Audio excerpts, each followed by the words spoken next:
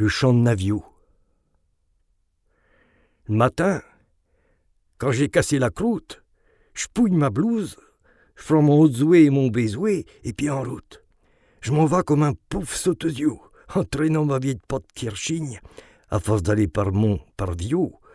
J'en vais piocher mon carquet de vigne qui est à côté du champ de Navio. Et là-bas, tandis que je m'esquinte à racler l'arbre autour des sas, que je sue, que je tousse, que je geins, que je quinte, pour gagner le bout de pain que je n'ai pas. Je vois souvent passer dans la semaine des tas de gens qui braillent comme des vieux. J'ai un pauvre bougre que l'on emmène pour l'enterrer dans le champ de Navio. J'en ai été vu depuis le temps que je pioche. J'en ai été vu de ses enterrements. J'ai vu passer c'ti du petit mioche et c'ti du vieux de 80 ans. J'ai vu passer c'ti de la pauvre fille et c'ti des pox aux bourgeoisiaux. Et c'ti des sus toute ma famille qui dort master dans le champ de Navio. Et terre-tout, et le paysan comme est le riche. Et le riche, tout comme est le pauvre paysan.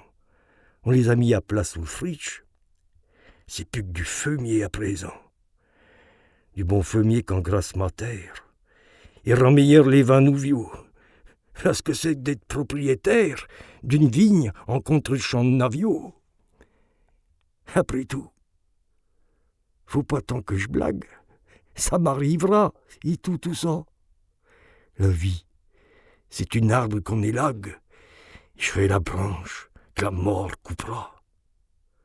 Je passerai un bio soir, calme et digne, tandis que chanteront les petits moineaux.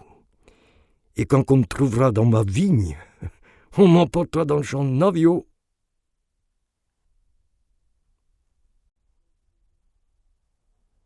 L'enfermé.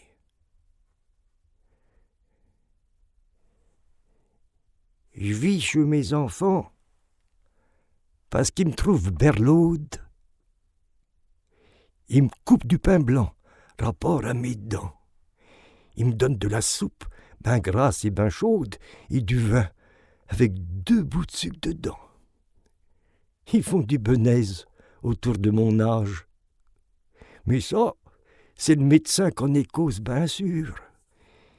Il m'enferme dans le clos, comme une pie en cage, et je peux pas aller plus loin que les 4 murs. La porte, ils veulent pas l'ouvrir, la porte. Quoi que je leur ai fait, qu'ils veulent pas que je sorte. Ouvrez-la moi donc, la porte. Et les bio faucheux qui partent en besogne. Non, je sais pas berlaude. J'ai tous mes esprits.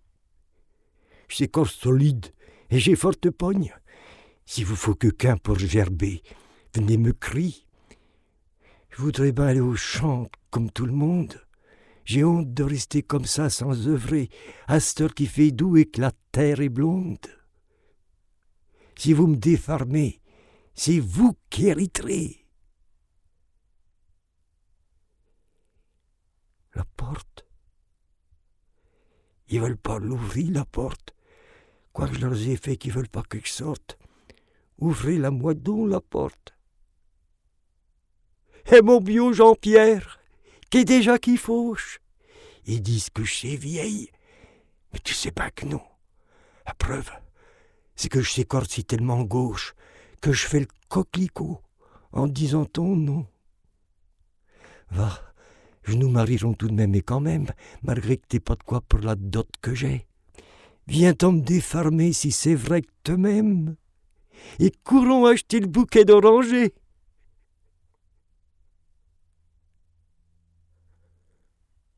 La porte. Il veut pas l'ouvrir, la porte. Quand j'ai donc fait qu'il veut pas que je sorte, ouvre-la moi donc, la porte. Mais le galant que j'appelle, c'est défunt, mon homme. Mais les biofaucheux passent pas de ce temps-là. Ça serait donc vrai que je serais berlaude, comme il raconte Tertou.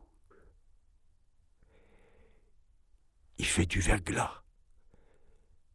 Pourtant, il y a quelqu'un qui passe à la porte. C'est monsieur le curé, les chantes et le bediot, qui viennent défarmer sur terre les vieilles mortes pour les renfermer dans le champ au navio. La porte. Vous l'ouvrirez, la porte.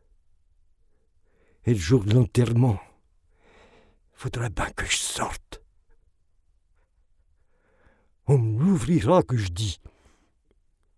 La porte.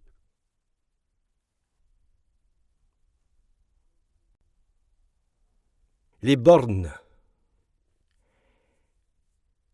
Et l'arpenteux, prends tes outils et puis arrive.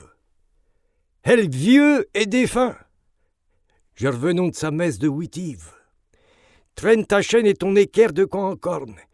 Et toi le carrier, trie-moi au mi-temps de la carrière et m'écarie 4 blocs de ta pierre la moins jelive. Et voilà ce qui me revient. Qu'on n'y touche plus. Poser les bornes.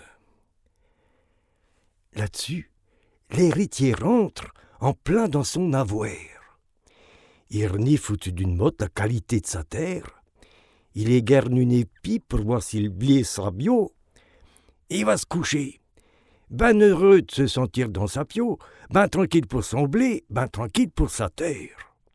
Il se mêleront plus au bien des récoltes des autres, à présent qu'on les a gagés entre 4 bornes. Une fois au creux des draps, il y prend des idées. Avoir des champs à son apport, c'est ben qu'il fait. Ça n'empêche point d'être 2 à coucher dans le même lit.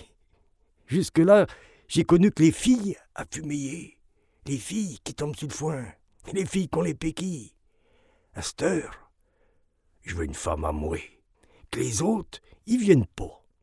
Et le lendemain, ils s'habillent bio et poussent jusqu'au bourg trouver les arpenteux et les carriers de l'amour. Et monsieur le maire, monsieur le curé, bonjour, me v'là. C'est à cause que la garce Françoise est jolie et qu'il me la faut toute une pièce sans miette de partage. Tresser les actes, sonner les cloches du mariage, qu'on y touche plus, poser des bornes que je vous dis. L'époux ce propriétaire emporte sa mariée. La renifle comme la terre chaude, la magne comme est le bon blé, l'ouvert comme un sillon. Nous espérons que vous avez apprécié cet aperçu. Pour continuer à écouter ce livre audio sur Google Play Livres, utilisez le lien dans la description de la vidéo.